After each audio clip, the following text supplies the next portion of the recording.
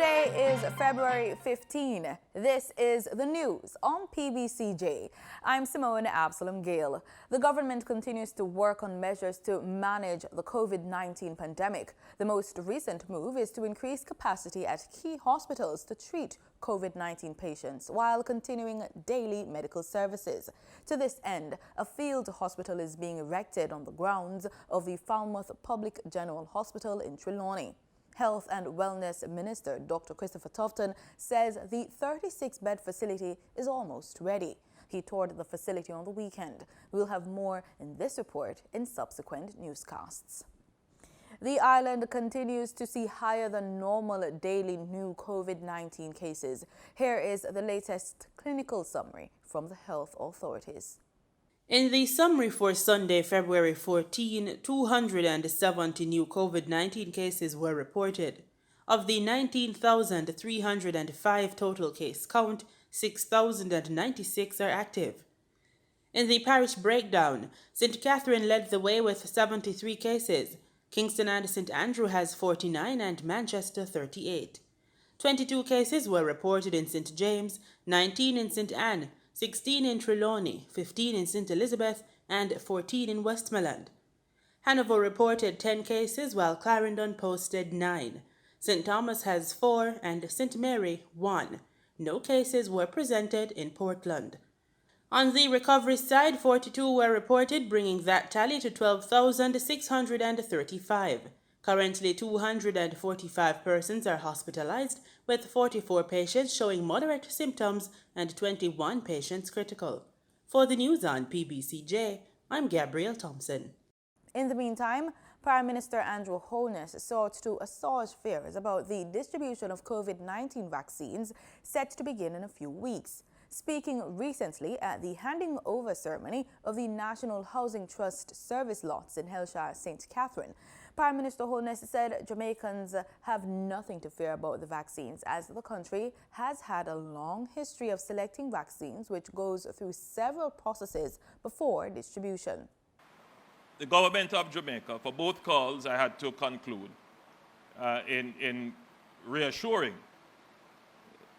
that the government of Jamaica is doing everything possible to ensure that we have access to vaccines, but that whatever vaccines we decide to use here, that they are safe.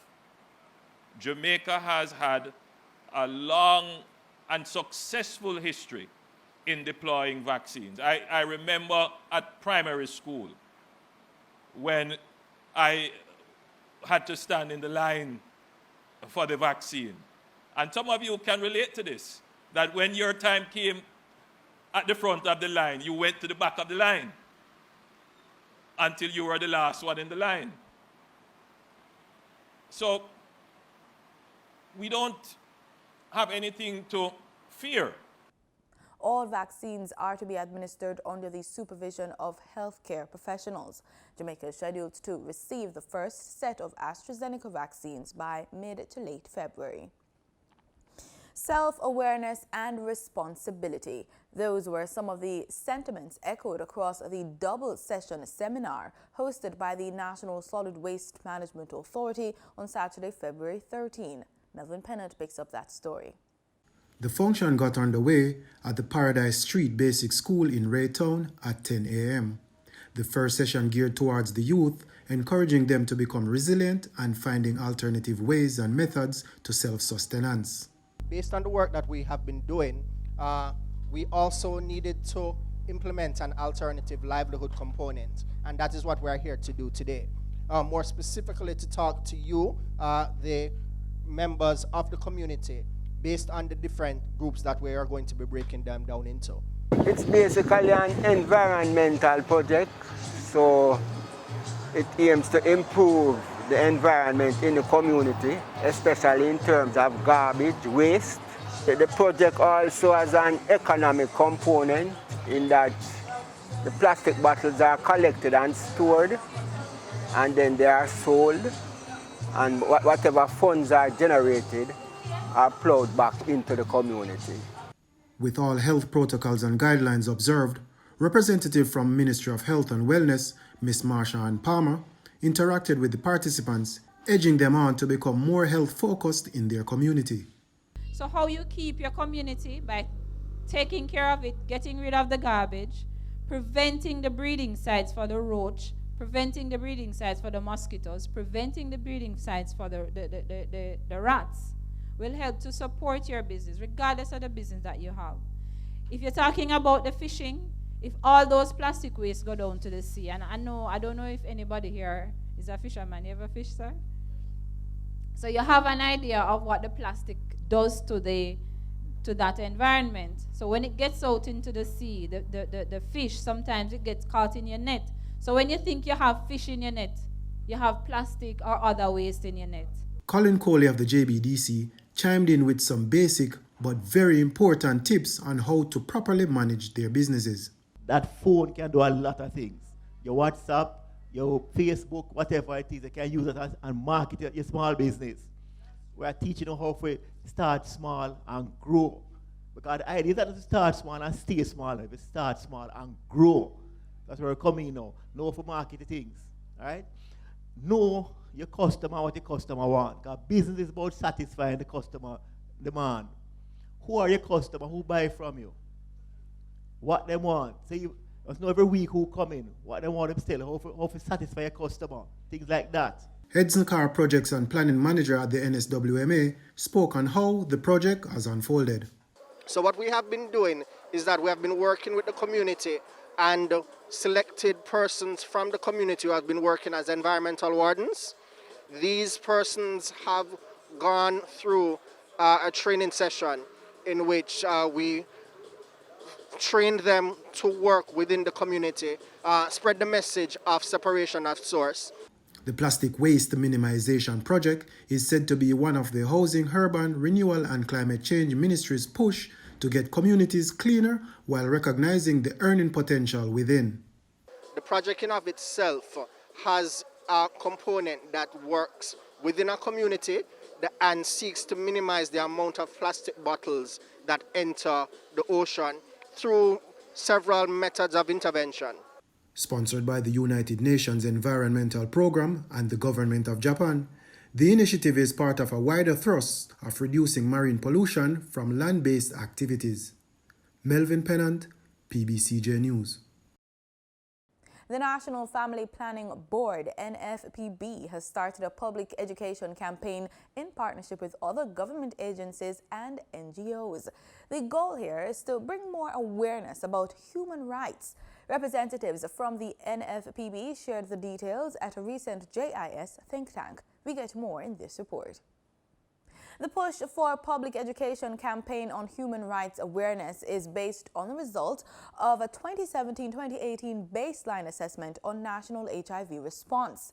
NFPB Technical Officer in the Enabling Environment and Human Rights Unit, Ms. Nicola Cousins, explains that persons often view human rights as a westernized concept aligned with gay rights. The persons that we consulted for the baseline assessment felt it was necessary to move away from that narrow framing of human rights being perceived or misconceived as gay rights by developing a general human rights campaign to increase awareness of human rights among Jamaicans in general. Ms. Cousins says the main goal of the campaign, dubbed Everybody Have Rights, Know Your Rights report on violations now, is to ensure Jamaicans are aware of how, when, and where human rights should be expected and applied.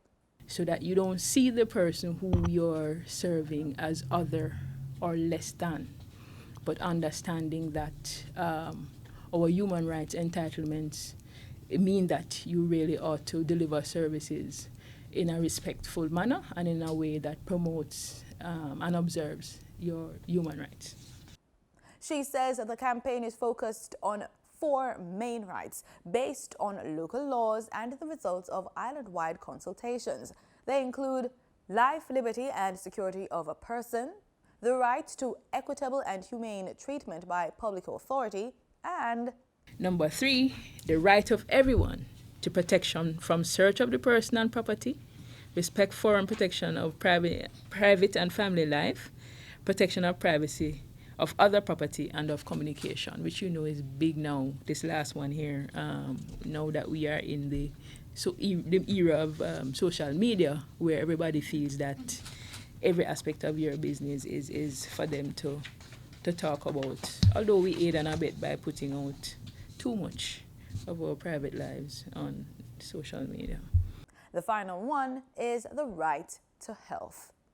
Legislation that will establish the Independent Fiscal Commission got the nod from the Senate on Friday. Minister without portfolio in the Ministry of Economic Growth and Job Creation, Senator Auburn Hill, piloted the Independent Fiscal Commission Act 2020, which provides for the body's establishment.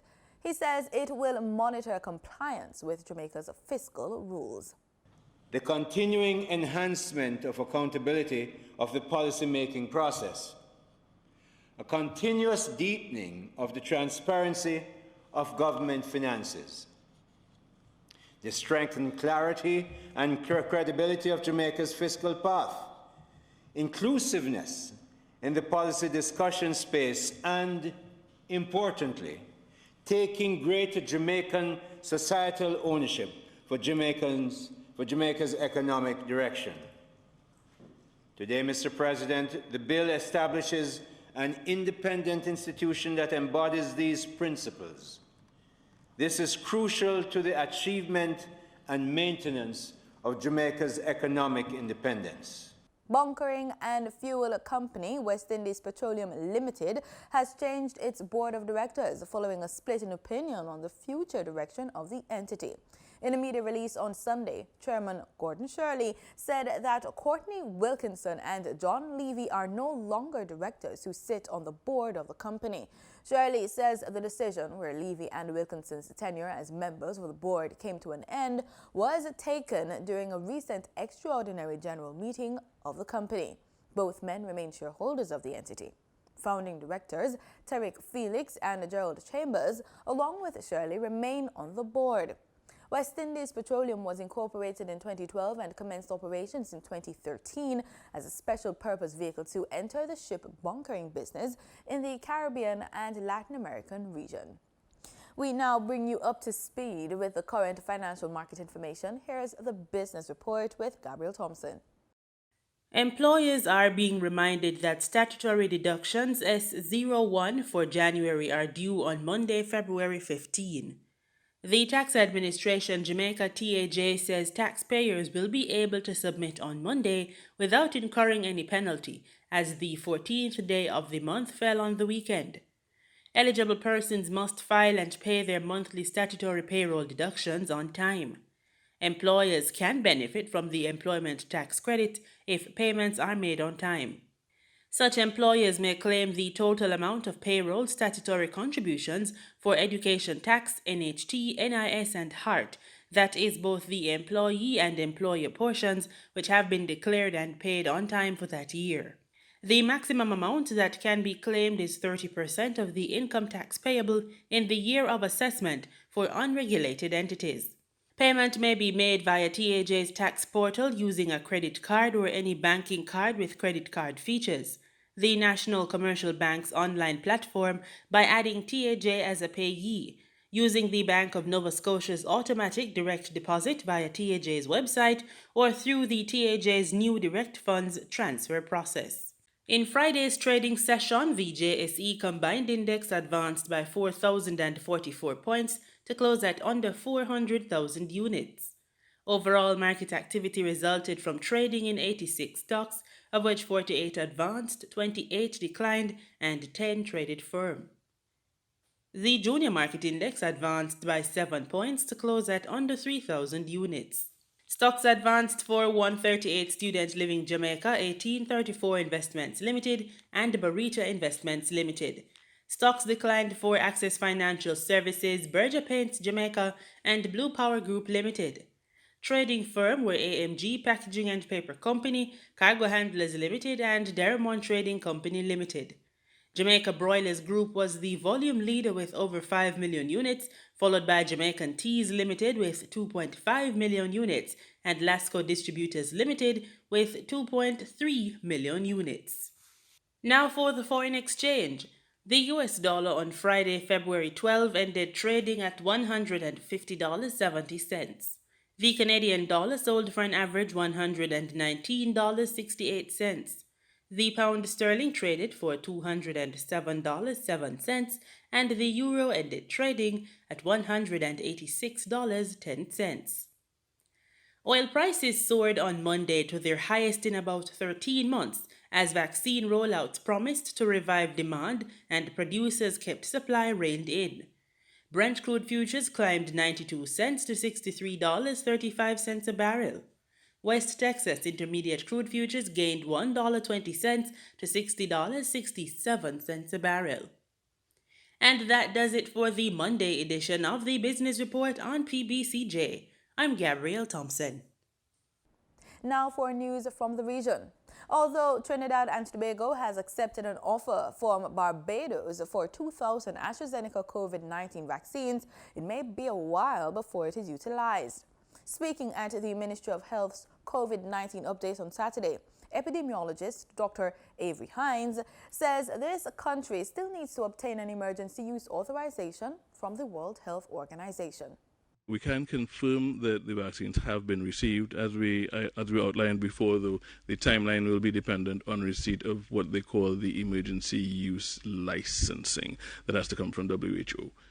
Last week, Barbados received 100,000 doses of the Covishield Oxford AstraZeneca COVID-19 vaccine from India. Prime Minister Mia Mottley said that was the first batch of a potential 200,000 doses of the vaccine from that country. Since then, Prime Minister Dr. Keith Rowley confirmed on Friday that this country received 2,000 doses of the vaccine from Barbados, but could not say when vaccinations would begin. But on Saturday, Technical Director of Epidemiology Dr. Avery Hines sought to offer some clarification on what needs to be done before these are administered.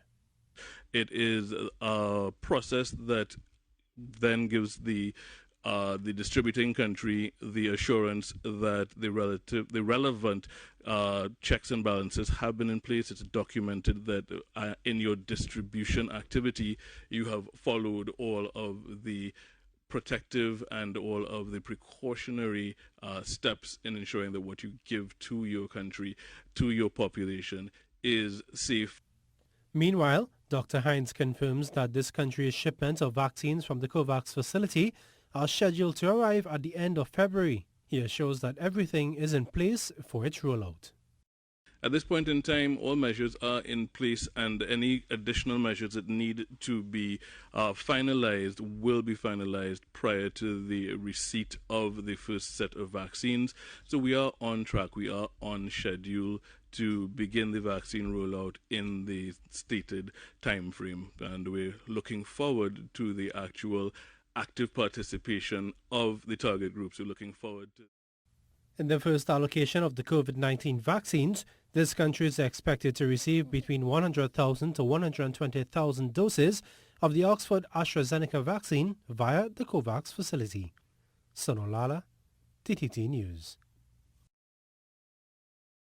In Barbados, COVID-19 cases continue to spike. Barbados today has an update on the island's numbers and a report on the push for nurses to be vaccinated.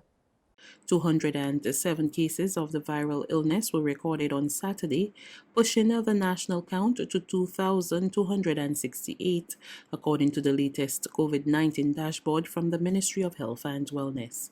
Of the new cases, 97 are male and 110 are female. There are now 605 active cases on the island, while 23 people were discharged from isolation. 1,639 people have recovered from the virus. There have been 24 deaths recorded so far. There's an appeal for nurses to get vaccinated against COVID-19. It's coming from President of the Barbados Nurses Association, Joanna Waterman, who is greatly concerned that some nurses have decided not to take the Oxford AstraZeneca vaccine. With the vaccine rollout for frontline workers, that the uptake for nurses is the lowest. at Queen Elizabeth Hospital and Psychiatric Hospital in particular. While nurses in specified departments such as accident and emergency, intensive care units, and of course the isolation and quarantine centres have taken up the vaccine in high numbers, nurses on the general wards of Queen Elizabeth Hospital and of course those at psychiatry are low. Now doctors, engineers, housekeeping, the data shows have recorded high uptakes, but the nurses who are directly at the bedside of patients need to arm themselves now with the only weapon in our arsenal to fight against this virus. This is now really worrying because the community spread and the increasing numbers of positive cases across all healthcare institutions, nurses need to make wise decisions concerning protecting themselves, their families, and their patients. Presently, we have a nurse severely ill due to COVID and several in quarantine from exposure. She also called on nurses to trust local health officials and to seek information from valid sources. Nurses need to avoid imbibing all the misinformation and myths on social media that is really holding them back. As president of this group, I have stepped forward and been vaccinated to protect myself, my family and community, and to demonstrate confidence in the AstraZeneca vaccine, in which the clinical trials and millions vaccinated to date show it is efficacious. That means it does work and is safe, with only minor to nil side effects. I feel great, with only minor discomfort at the site of the injection and some tiredness.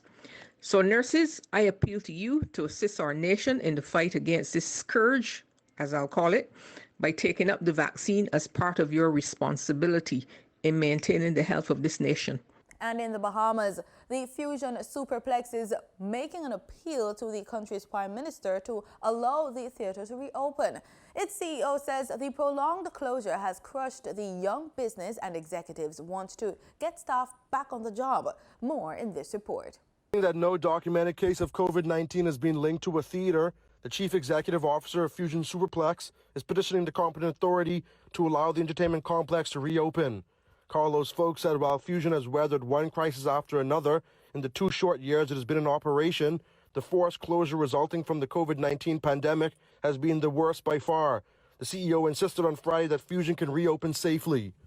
There is more danger in sitting in an office setting and having a meeting where people are talking and having this interaction back and forth than it is sitting down watching a movie in a rested state with your mask on and significant separation. It's been nearly a year since Fusion was forced to shutter its business. The entertainment industry is one of few that remains closed despite the decrease in the number of daily infections on the island.